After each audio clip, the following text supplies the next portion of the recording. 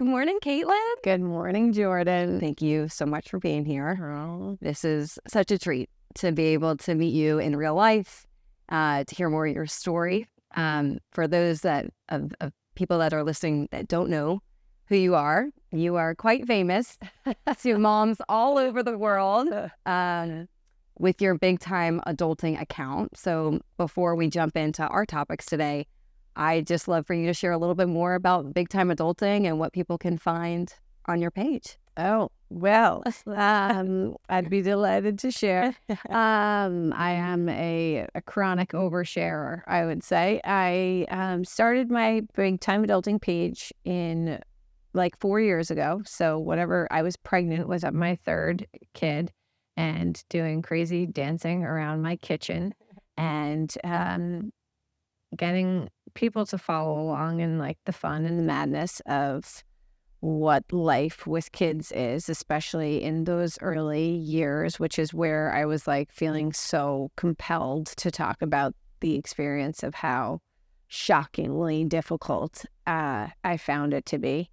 And the reason why I actually started sharing had not so much to do with that. My oldest son at the time, was in treatment for leukemia, and he had been diagnosed in December 2016, and it was obviously an incredibly shocking, life-altering event for our family, for my husband and I, who, really fully grasped what was going on. Yeah.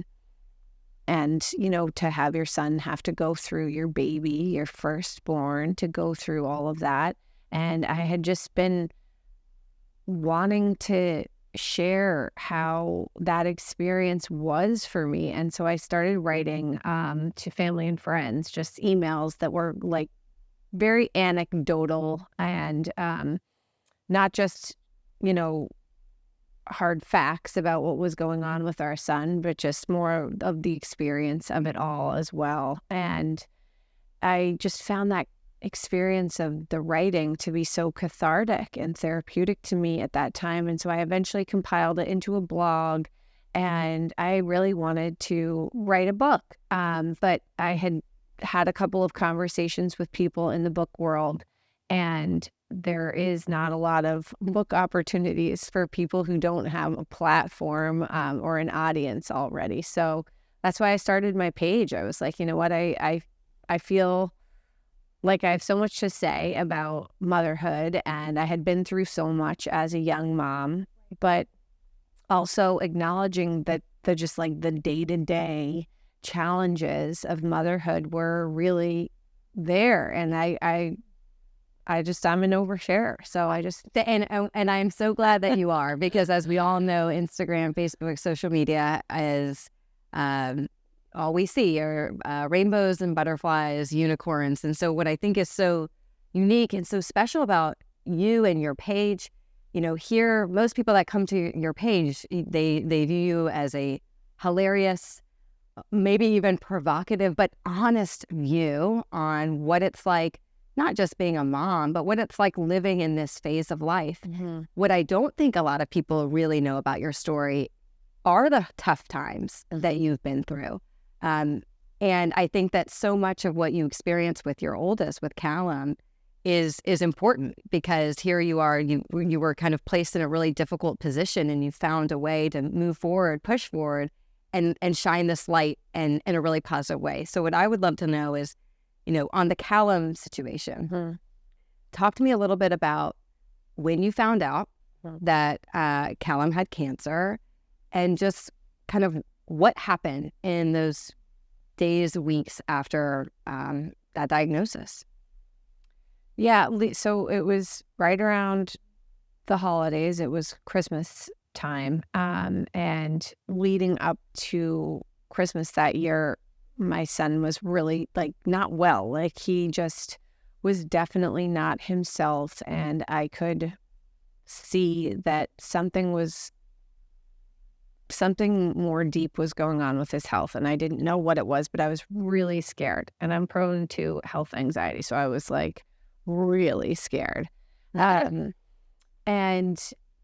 there was a brunch at my mother-in-law's house the day after Christmas, and it was like, that's the day of the year where like you're exhausted, you've been going at the holiday festivities for weeks on end, it feels like. And it was just like supposed to be a great, nice day to relax and eat good food. And I couldn't even get Callum to like take a bite of cake at this brunch that was at my mother-in-law's house. And I was like sick with worry. And I had been to the doctor with him like twice within the last week to keep checking on him. And it was sort of like, he probably just has a cold and a flu at the same time or one after another. It's the cold and flu season. But it wasn't sitting right with me. So I took him back to the doctor. Like I just got up in the middle of that brunch and I took him to our pediatrician. I said, I'm not leaving without blood work. And within a couple of hours, we had the results of the blood work back. It was indicative that something was incredibly wrong. And I think at that moment when they called to, actually when we got the phone call from our doctor to report what was found on the blood work, it was like, you have to go to the hospital right now with Callum, to the children's hospital locally. So it was like a fire drill from that moment on. And yeah, it was just like that minute, your life changed forever. Because I think even though we didn't have like the definitive testing of the bone marrow and all of that yet, we were pretty sure what the diagnosis was that we were dealing with, given like what his blood work looked like, was showing. And so it, I think you go through this time of like, this is completely surreal. Is this really happening? And please, God, let this be a dream. I just want to wake up. Like, I can't believe my 3-year-old has cancer. And it was real. And we, spent the better part of the next month in the hospital with him and getting him to a point where he was stable enough. They start treatment right away. And it was all of this like learning, this massive learning curve of what we would be going through for the next almost 3.5 years of his treatment. So, and something like that, I imagine it's mental, it's emotional, it's physical for you. It's all of the things. Mm-hmm. I would love to know, everyone receives and accepts support differently. When you first found out and you were basically living at the hospital, what were the things that you needed? It sounds like writing, you've already alluded to this, writing was one outlet for you to get your thoughts out and process your emotions. But talk to me about what were the things that you and your husband needed in that moment? I think that at the very beginning, it's hard to put your finger on what you need. Like doesn't really feel like real life quite yet. So you're really just processing what's happening for a while. But there were just like immediate signs of people's love, things being sent to us at the hospital and for Callum and things to like brighten his day. I think at that time you're really focused on the person who's sick, the child, and helping their day be as pleasant as you can through all of the horrible things that they're going through. Your community, childhood cancer it's the worst. Mm-hmm. It's the absolute worst. What would you say to people that are in a similar situation where they have a friend whose kid is sick and they're like, I don't know what to do. I don't know what to do. I don't know how to help them. What would your advice be for them? I get asked that question all the time through my platform because people know that I've had a child with cancer and, whatever kind of, there's all different types of childhood cancer, of course. So I can't speak to, and everybody is different. And people's levels of comfort are different with attention, gifts, help, etc. For us personally, I felt like well, we had a meal train, which was very helpful to just have. We were, part of that process in a way where we chose the days that we would love to have someone drop us a meal, which were like those long days at the hospital where you came home and like the last thing you want to think about is what are we doing for dinner. So that was great on certain days, and then other days when you're home, it's like I kind of want the distraction of just figuring out what's for dinner and doing that today on my own rather than thinking about my sick child the entire day. So it varies for everybody, but that was one thing. And then another thing, like I feel like there's no right thing to do or wrong thing to do per se in those situations, but people who just show up and just express their thoughts and their love and who do that consistently without any pressure on you to, respond, reciprocate, whatever. You feel that like when it's just a very, non-invasive way of showing support. Right. Because to your point, like you mentioned it earlier, there is a bit of decision fatigue. You don't know what you need. Yeah. Sometimes you just need the person to do it for you. Yes. And that person may never be told thank you in a quote proper manner, but it's appreciated and it's remembered in a really special way. Is there something, I'm so curious, is there an example or a situation where someone just did something for you that just really stood out that you didn't ask for, but it made a big difference? Maybe it was a gift. Maybe it was something for your daughter, Faye. I'm curious if any one person or situation stands out. There were certainly like gifts that came in from people that we were like, oh my God, I can't believe they sent us. That's so sweet. Just like old teammates of my husband's, like that we hadn't seen in years, but just were like, here's this giant teddy bear for Callum. And of course, Faye was really little when Callum was diagnosed. He was 3, she was 1. So like there was very no understanding on her part of what was going on around there. But I think she appreciated the influx of toys and presents that came along. And that's great because you can't go anywhere or do anything with a sick child, really, who's immune compromised. You're stuck inside the home for pretty much all of the time. You don't go into public spaces. You have your outdoor time and stuff. So things that they can do is always really helpful, and things that are not like have to be involved with the parents. Like, I really don't want to figure out this science kit with you right now, guy. Can we just get something you can use without my intervention, please? So that was all great when there's a child involved to have things for them to do.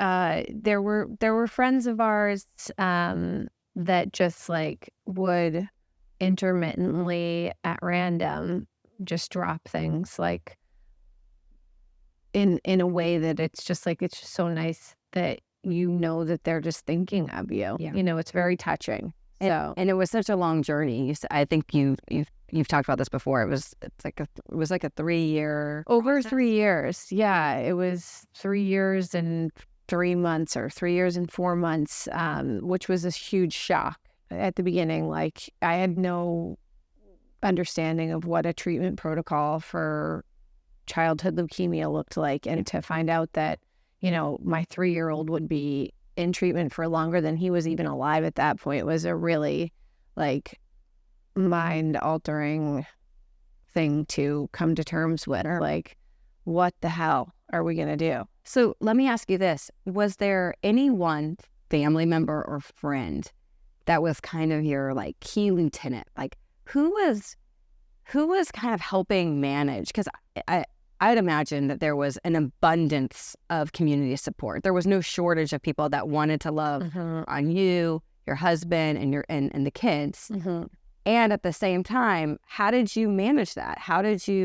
Was there anyone, or did you do it yourself where you kind of said, no, I'll manage the influx of text messages and emails? How was that managed? I definitely managed like the influx of text messages and emails and did all of the the family correspondence at that time. It's kind of my jam. So I was fine doing that. But there was having, an immune compromised person in the mix. There's not like a lot of people that you want to be around your child at the time that they're going through certain treatments, especially.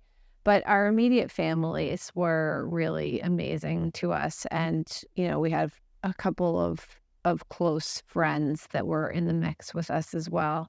But yeah, it's a tight knit group, and there are people you can always depend on. But I think that's a really important point. I think that some people kind of look at these tough times and think that there has to be someone else that's kind of running this because, the family themselves might be too overwhelmed. But what you're saying is in some cases, like, that's a way of coping. That's a way of helping you, because it seems to me that you were looking for some normalcy. You were looking for it not to feel so different than your life before. Yeah. And yeah, to be totally honest too, there was this whole like other feeling of overwhelm that I was going through as a mom at that time, which was, I don't know how I'm mentally going to get through these next 3 years of being kind of on lockdown with my little kids. And we had just gotten to the point where Callum was entering a school program. Like, he was in his first year of, a few hours in the morning going to school a few days a week, which at that time as a mom feels like this massive relief to you. You're like, oh my goodness, I've got 2.5 hours to go to the grocery store and do a workout and take a shower while my baby's napping, while I have one baby at home. So it was just, for me, which is a lot of what I talk about on social media, is the pressure and the isolation and all of that of being home with little kids. This was like that feeling on steroids. So it was definitely a time where I was like the distraction of writing to people throughout the day and having something to engage my mind in a way that was outside of just caretaking was a nice distraction for me at that time. And even as I'm talking to you, it's so beautiful to me that you've been able to process this like horrible moment that you went through. And thankfully, by the way, Callum is healthy, correct? Yeah.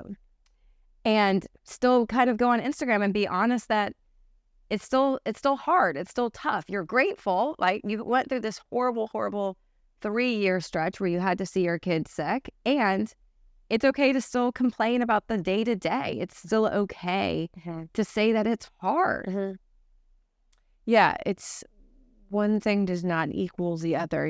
They're separate. It's like you can be incredibly grateful and thankful for your beautiful, healthy children, and also acknowledge that within that experience, there's hardship and difficulty and frustration. And I think that going through what I did with Callum was really, I've said this like a lot of times, I felt like I had a license to say whatever I wanted about what motherhood was like behind the scenes with, the struggle of little kids, babies, and toddlers. And not everybody feels like that. Like some people are just love babies, toddlers, newborns. And I'm like, no, I don't. I need autonomy, Yeah.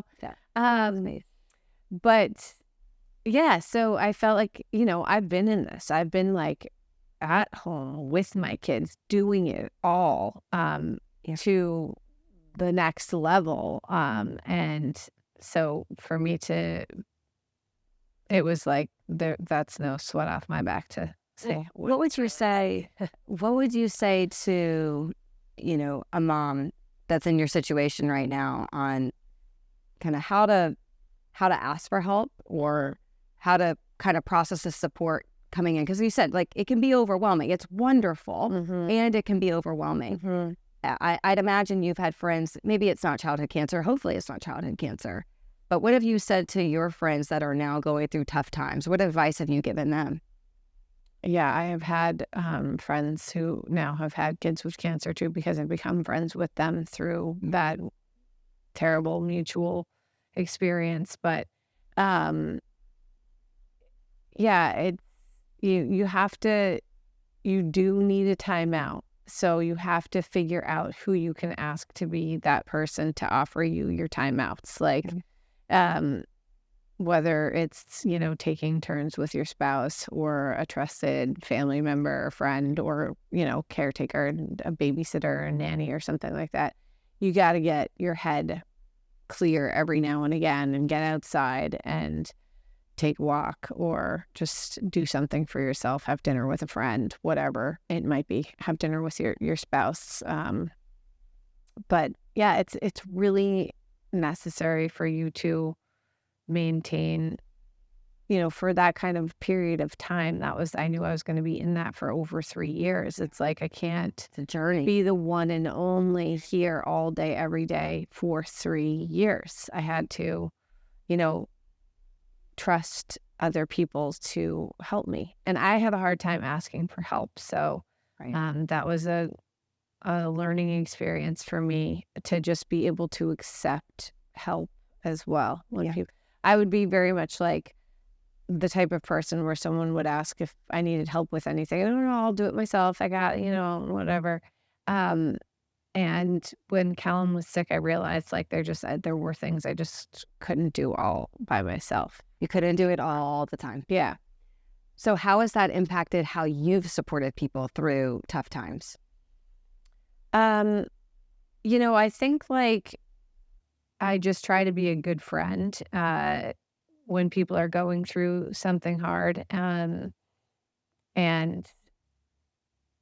I go the route of like trying to be that consistent person who checks in to see how you're doing. And by the way, you're on my mind.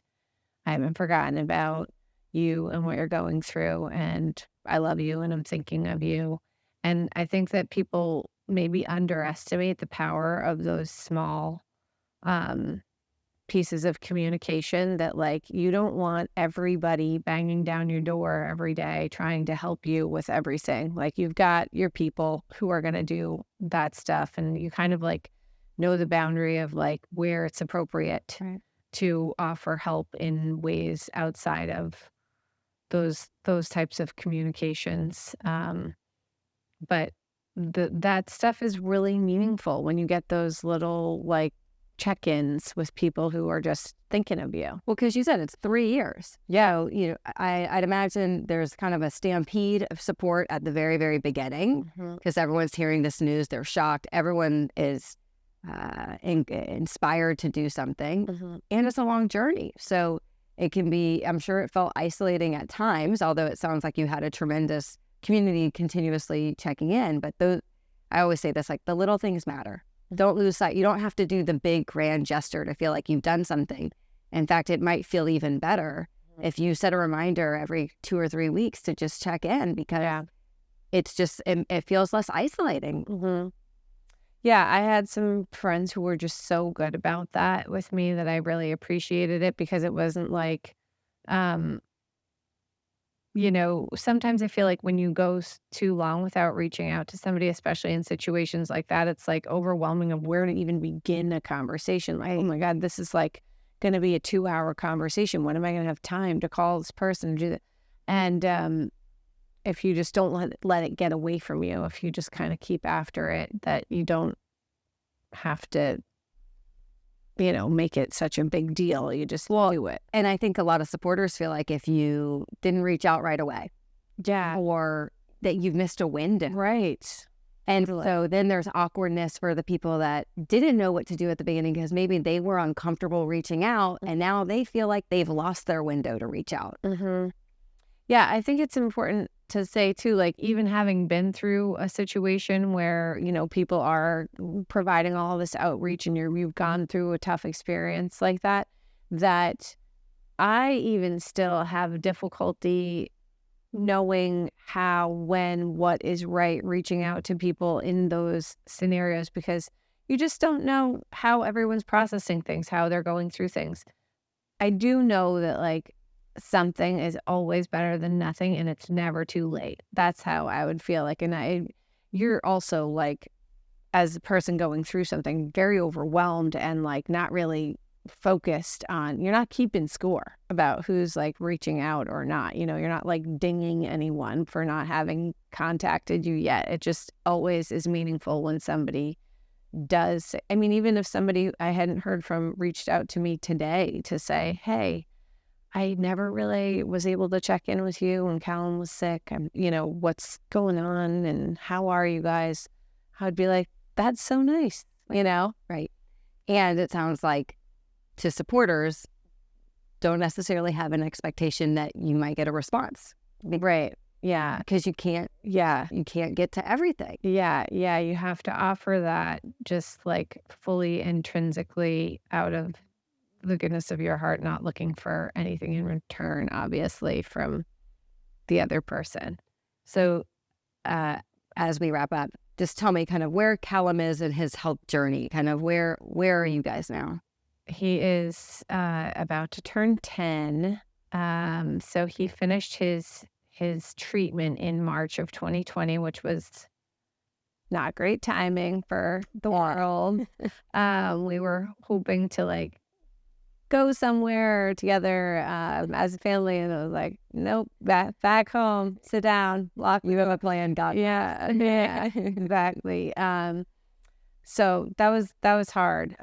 But the only thing that's ever mattered to me from day one of what happened with Callum is that he would be okay in the end.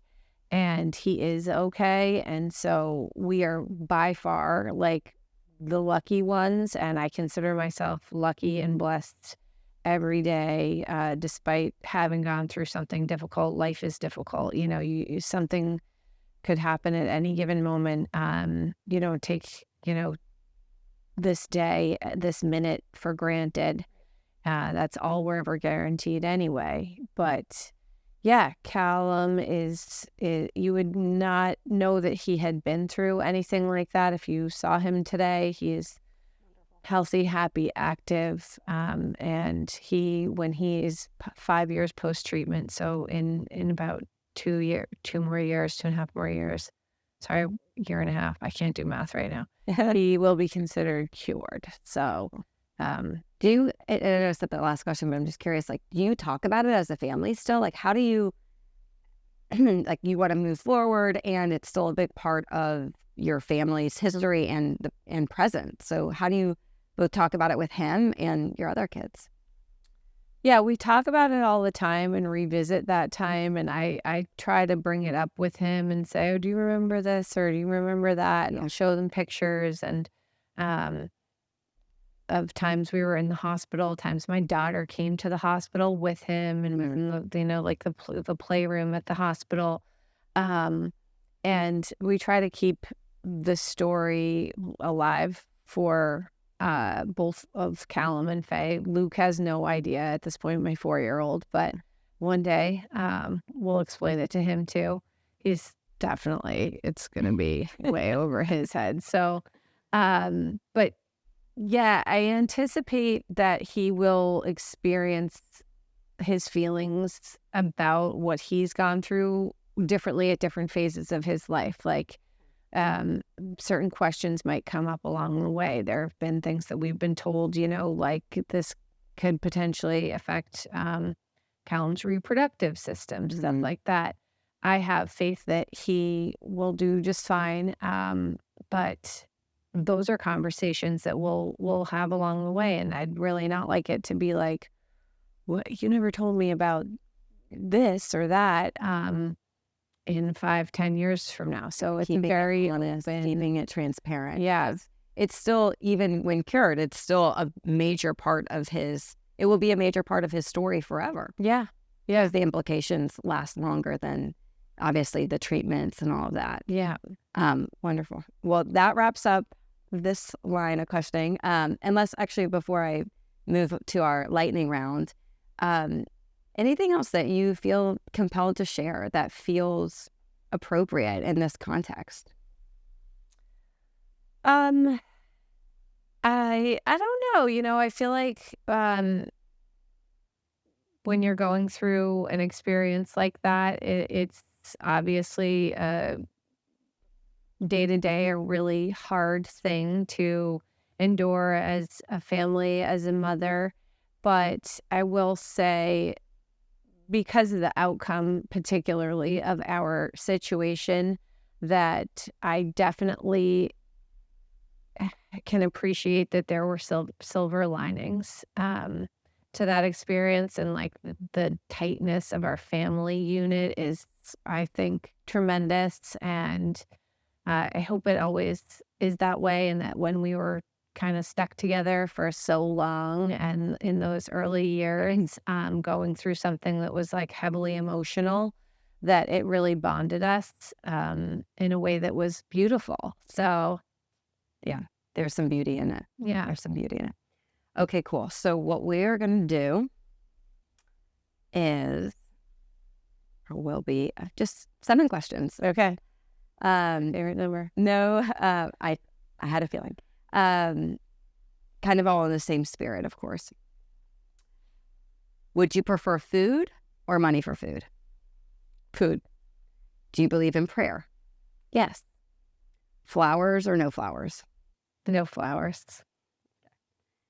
Biggest change you've made since Callum beat cancer? Processing my anxiety better. Okay, Yeah. that's fair. 1 word to describe Callum.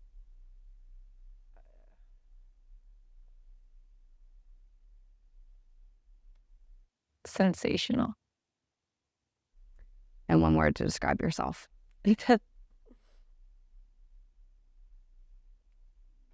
Funny. You are funny. You are real. You are a light to so many people. Thank you. Thank you so much for taking the time to share this part of your story, because I do think that people get lost in just the hilariousness and the rawness of everything that you do. And you have this beautiful point of view on life that is so central to just how life happens. Life happens. Yeah. And you're a testament to what happens when tough times happen and you push forward. So thank you so much for allowing me to sit down with you. This is a true privilege for me. Thanks so much, Jordan. It was a privilege for me too. You caught me getting emotional. Yeah. Oh, yeah.